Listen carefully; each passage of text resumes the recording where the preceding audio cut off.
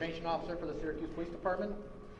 Today we're here to discuss the latest incidents that have occurred on the Syracuse University campus.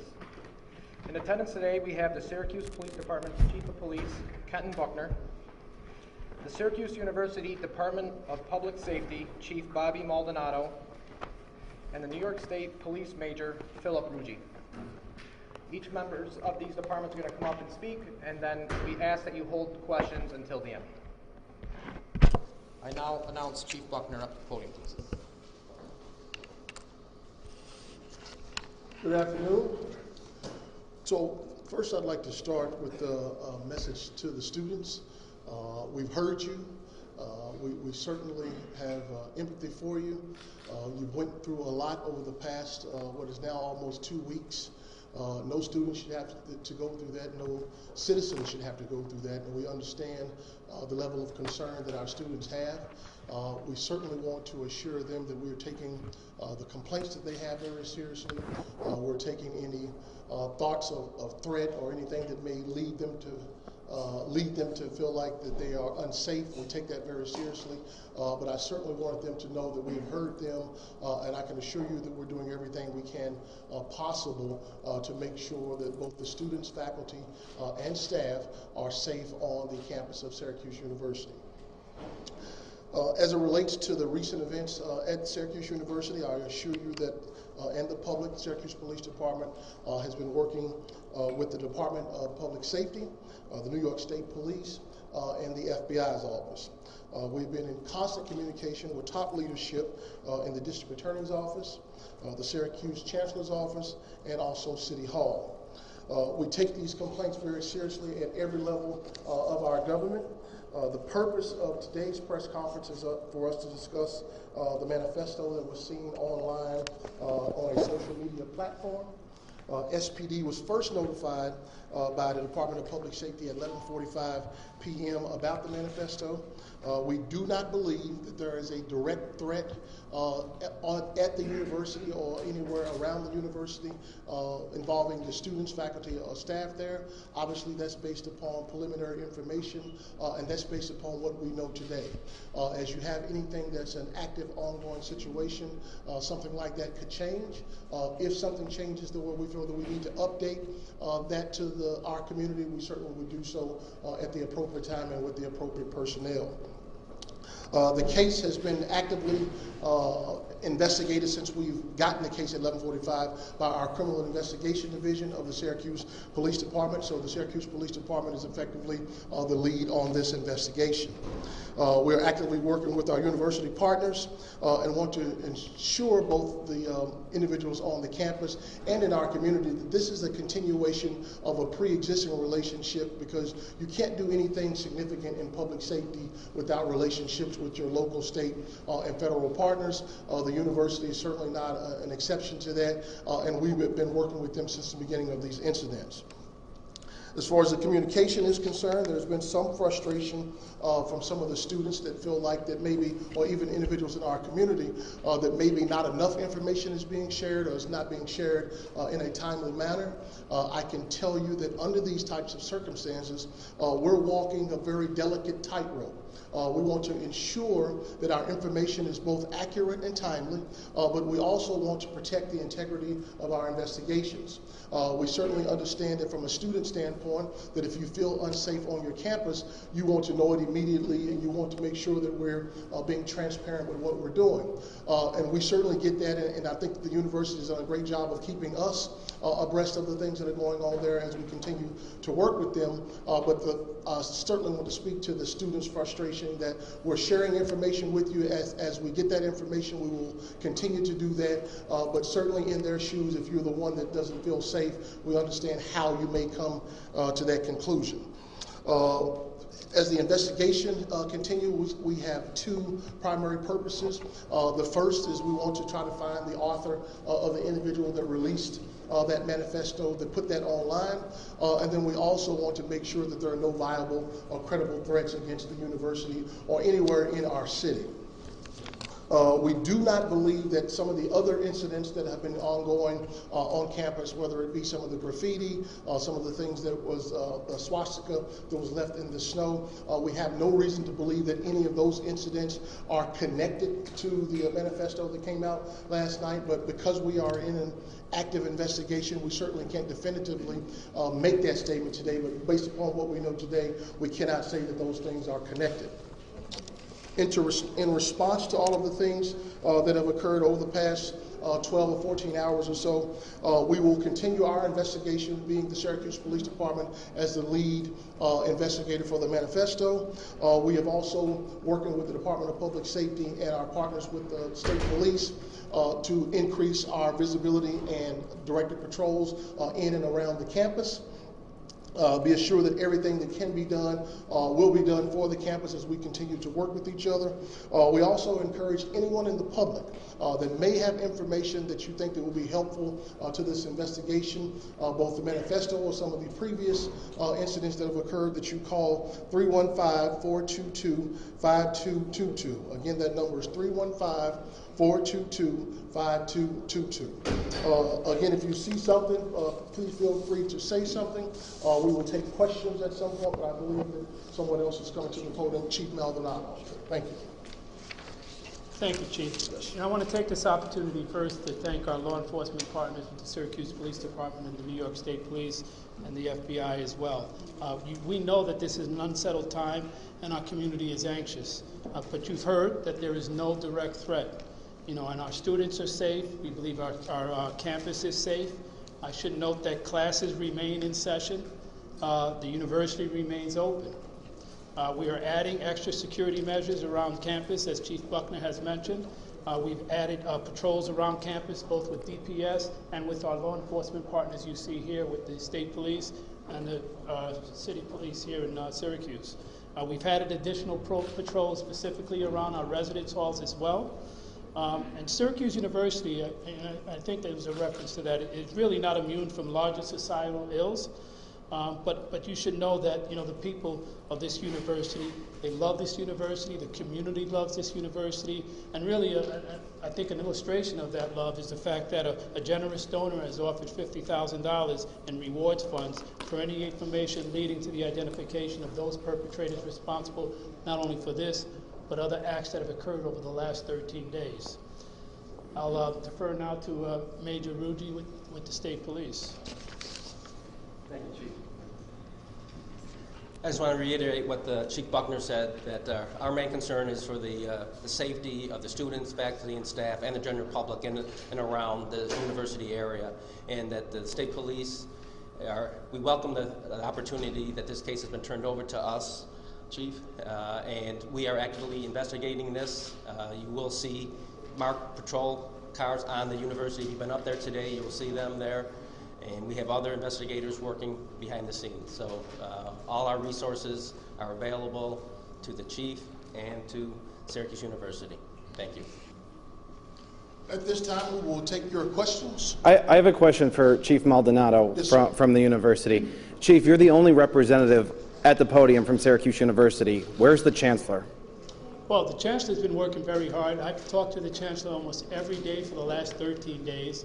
And I'm here because actually this is actually a law enforcement press conference. We want to speak specifically about the events that have occurred and protecting the safety and security of our community. So, but I can assure you that the chancellor has been hard at work every day. I've worked long hours, speaking specifically with the chancellor, whether it be at 3 o'clock in the afternoon or 4 o'clock in the evening. The governor just came out basically saying the leadership of Syracuse University hasn't handled this string of racist incidents appropriately. He's calling out the chancellor's leadership specifically. What do you say to those criticisms? Well, what I can tell you is that I couldn't say enough about the chancellor's leadership. Like I said, he's worked feverishly and tirelessly for the last 13 days.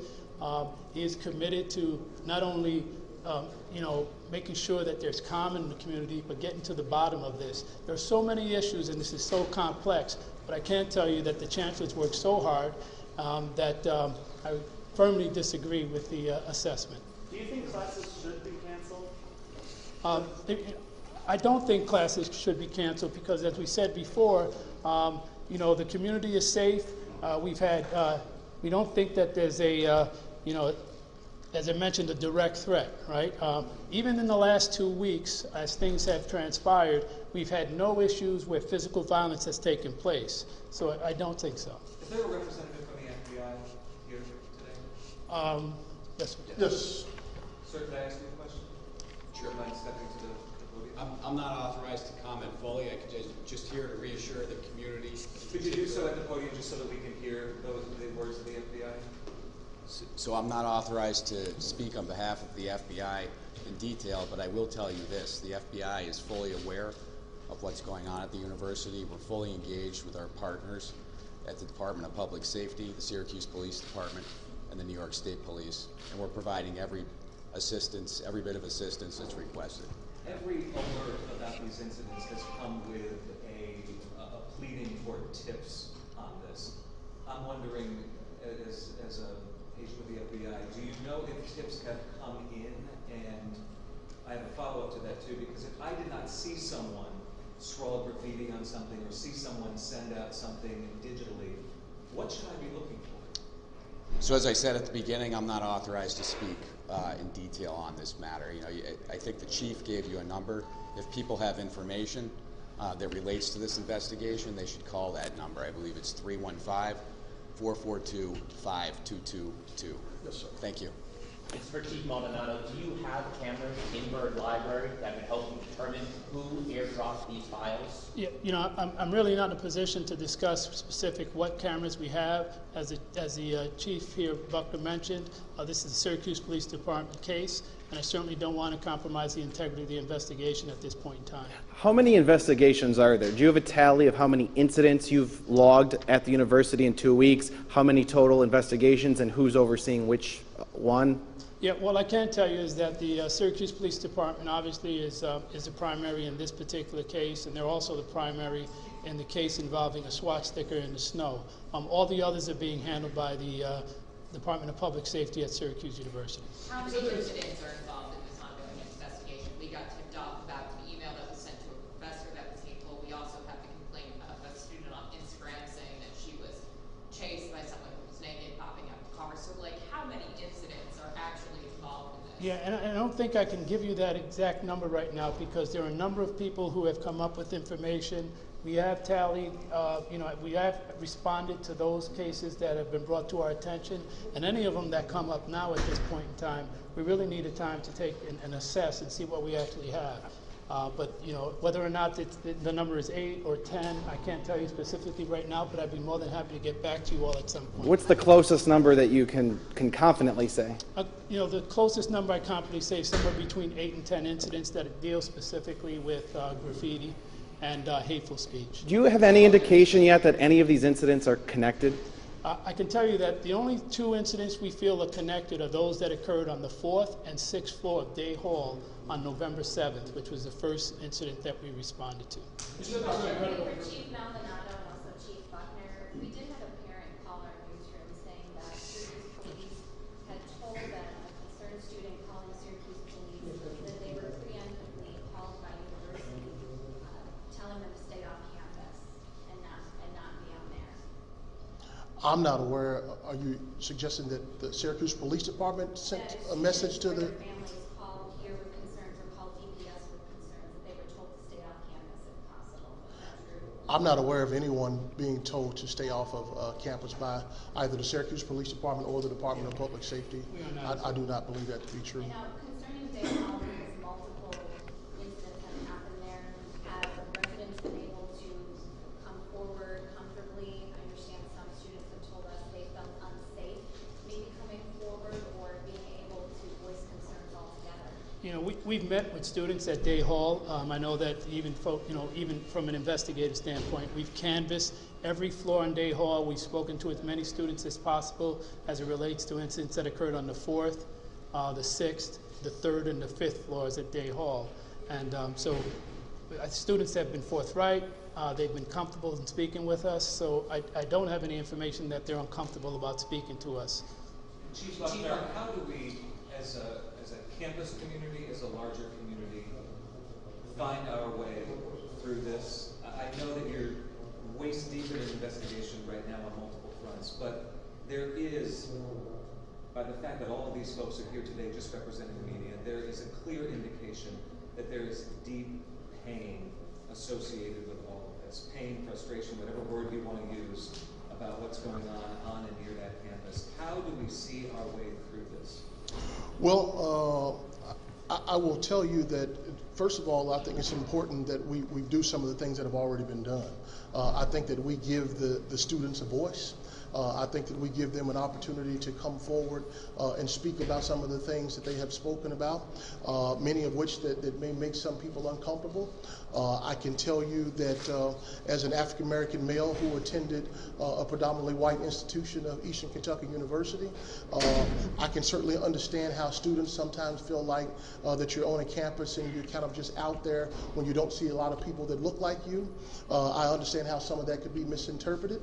I also get the fact that when you're on a campus where you're trying to reach your full possibilities and what should be some of the best times of your life, and if you're going into a bathroom and you see some kind of derogatory term referring to you, that would be unsettling to you. And then you couple that with the fact that we had this manifesto come out that had some white supremacy threatening types of language. I think that would make anyone uncomfortable, and certainly when you look at the time span of which that it has occurred. But I think that we should lean on the people who are responsible for protecting you. The Department of Public Safety does an outstanding job of providing public safety to that campus day in and day out. They, like other law enforcement entities, understand that they can't do that alone, which is why we work together both pre this incident and long beyond when you all are no longer here, when there are no cameras here. We work together every day.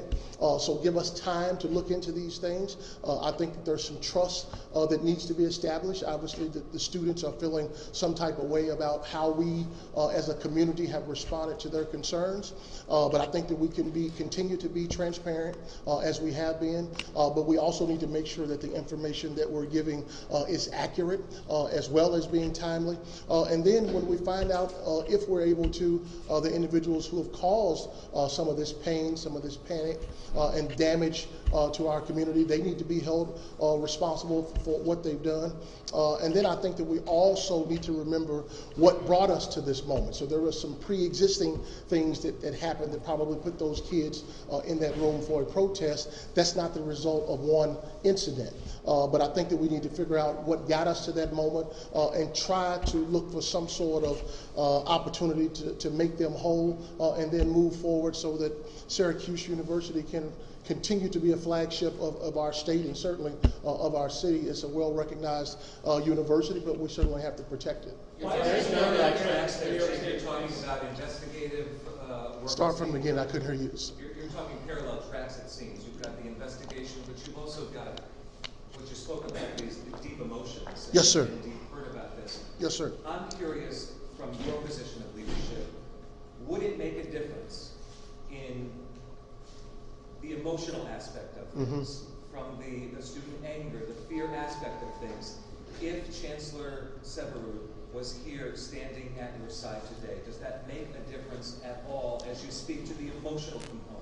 Let me make something clear. Obviously, we have very in tune public information individuals that made us aware of the statement that was released in reference to the Chancellor's response to this incident, so I'm well aware of what has been said.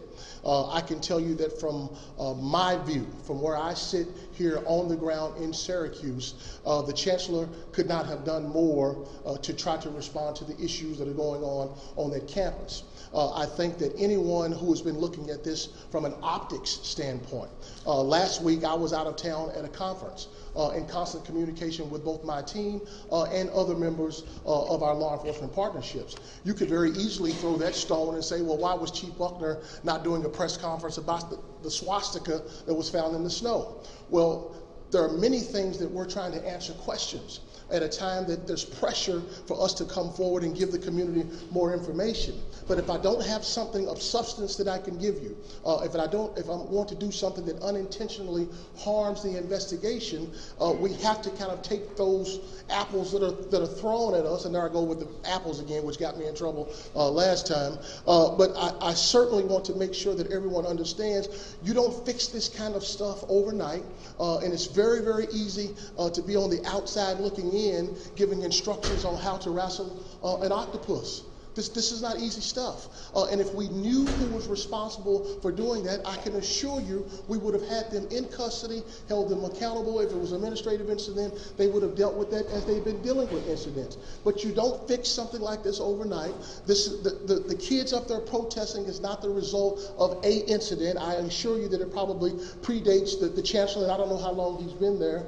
But we can't put this on the back of one person, which is why you see a partnership here, because we don't expect DPS to handle this by themselves. Nor do we want to put this on the shoulders of the mayor or the chancellor alone. This is a group effort. So anything that you're throwing from a public standpoint for frustration, we all bear that frustration, and we share that frustration. But I think it's unfair to put that on the chancellor's shoulders. But there is no direct threat. Why were there so many New York State police vehicles this morning outside of the Kimball's food court? As I stated earlier before, we're in the preliminary stages of our investigation. So we don't know what we don't know. So until we can definitively say that we do not believe that there is a direct threat to this campus based upon all of the information that we have, not just a partial view of that, we wanted to make sure that we responded in a way that the kids, number one, knew that we were aware of the manifesto. Number two, that our behavior showed that we heard what's going on, we're responding to that, and we have 19, 21, 22-year-old kids running around who are asking questions that, should I go to class today? So anything that we can do to show them that we're here and we're going to do everything we can to stop a threat if it actually exists, we felt like those kids deserve that. So the amount of your presence being there is supposed to do that? Is that what you're saying? Well, the amount of our presence being there is a part of us responding to an unknown threat at the time and making sure that we're taking all the precautionary steps that we can, that in the event that a threat did exist, that our city was prepared to respond. Chief. Is there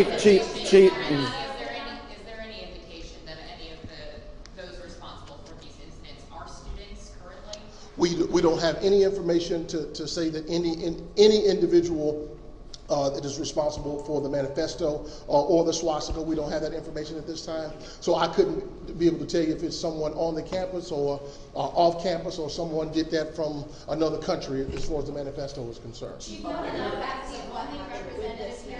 Go ahead, ma'am.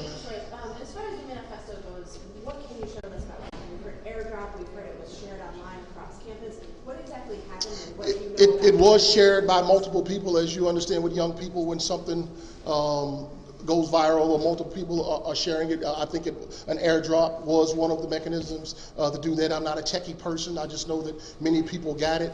We don't know the author of that. We don't know what the intent of it was. It's a very disturbing document if you read it.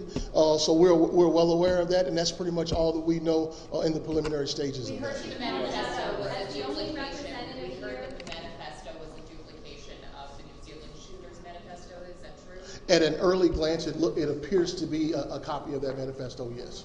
Chief Maldonado, as the only representative here of Syracuse University, what do these incidents say about the core of SU? A university that I also attended, I'm an alum of, a university that touts itself as a place that's welcoming to all cultures, to all backgrounds, to celebrate diversity. What do these incidents say about that? I think, as I mentioned earlier, that we're not immune to societal ills, right? That's what it tells us. What I can tell you about Syracuse University, as I said before, is that those who attend, those that work there, love the university. The community loves the university. I mean, we see this as an opportunity to come together. We've been partnering with faculty, staff, students. So it illustrates, as I mentioned earlier, that there are societal problems, and we happen to be experiencing some of those within our campus. And it's our intent to remain strong, to continue to move forward, to show the resilience that we have as a university, and not only to the people here in this community at Syracuse, but throughout the state and nationally. Chief Buckner. I'm asking because at night students have to swipe into the building. So what time do you believe this airdropping took place? That we don't know, sir. That's part of our investigation, and we will try to determine time, place, individuals responsible for it. Again, we received information from DPS at about 11:30, 11:45 or so. Chief Buckner, you said that the chancellor couldn't have done more. Couldn't he be here today with you? Could he be? He could be standing here with me here today, sir. And I can assure you that if you're one of those kids on campus and you still have fear in your heart about as to whether or not it's safe, that still wouldn't be enough. But you know, the chancellor's doing the things that he needs to do to make sure that we have the resources and things that we need to go forward with this investigation. And I have seen nothing, again, from my viewpoint, that would lead me to believe that he's been anything other than supportive of what we're trying to do, and we appreciate the But relationship. the governor is calling him. The governor is naming him in his criticism of leadership at Syracuse University. The governor, the highest elected person in the state, is calling out the chancellor for his leadership. He's also calling for an outside expert to come investigate. Do you think that's necessary? I think that we're focused on doing our jobs here.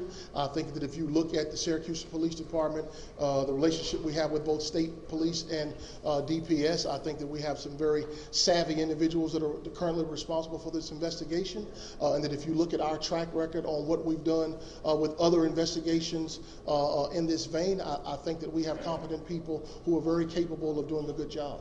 Given the magnitude of all of these incidents, what are some of the punishments on the table here for these suspects if and when they are found? Well, it depends on what crime that they would actually be charged with. I'm not going to try to cite to you what I know the penalties to be for some of the New York statutes, but obviously this is very, very serious for us, and our number one goal is to try to find the individuals responsible for that, and holding them accountable for that would be secondary. This may be a state police question. What is there, I'm hesitant to use this language, but is there, of the incidents that you are aware of, that we're all aware of, is there a ranking of severity? Is there one or two that rise above, or would they all be classified by state law as similar offenses? Is that something that you can get into?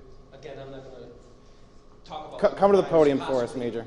I'm not going to talk about which crimes possibly could be charged at the end of this. We're just starting the investigation. Certainly, but you know what's been reported. Yes. But what this morning with that manifesto, being that is possibly related, you know, maybe that New Zealand one, it was concerning. And that's why I received a very, very early phone call from the chief here this morning, advising me of it. I was not aware of it until he called me this morning and looking, you know, for some assistance. And that's why you see the troopers on the campus today. How many troopers? How many? Because it was apparently used in this terror incident, does that rise above all that has been reported prior? It was very legally. No, find the perpetrator. Right. I'm not going to get. I don't have to look and see, but it was just more concerning than the other one. So on the we side on the caution. You know, make sure that everyone is safe. Just like if something happens in California, a synagogue has a shooting, you will see state troopers around synagogues in Syracuse, in Watertown, in Utica, all across the state. And California is 3,000 miles from here. Or if something happens over in England at a synagogue or a church or a mosque, you will see troopers at synagogues, churches, and mosques. Whenever something happens such as that, I'm not relating that this is something like that, but on side of caution, when the chief called me to say, I offered up our assistance, and he said, sure, definitely we'll take your assistance. Sir, how many state troopers? Two more questions. How many state troopers? Is there any expectation as to whether SPD will file criminal charges in relation to the College Place incident that occurred Saturday evening? There was the incident that led the chancellor to consider suspending all fraternity social activities this semester. As far as charges, or whether it be administrative on the university or criminal on the part of the police department, that depends on what evidence we're able to collect. We would present a file to the district attorney's office, and then those determinations would be made. Is a criminal investigation underway though? Because I know it sounds as if from SC's... There's a criminal investigation underway for two things. The swastika in the snow, and then the manifesto that was released last night. No, sir. Chief Maldonado, the Thanksgiving holiday is coming up. Last question. Students and faculty will be off campus.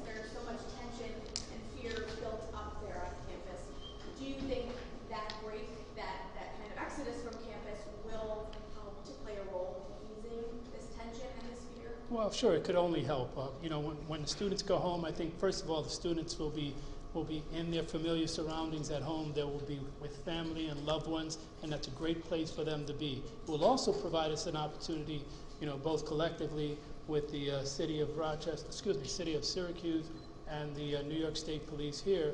They give us an opportunity to take an assessment of what we actually have, case by case, to start to think about how do we assess, how do we prioritize what's important and what's not, and then to start thinking about what resources we're willing to extend when students do come back in a week and weekend. Thank you. Thank you. That's all we have time for today, and any future inquiries can be made to the Public Relations Office, and we'll give you updates as we get them. Okay, thank you. Good job, Doctor. Okay.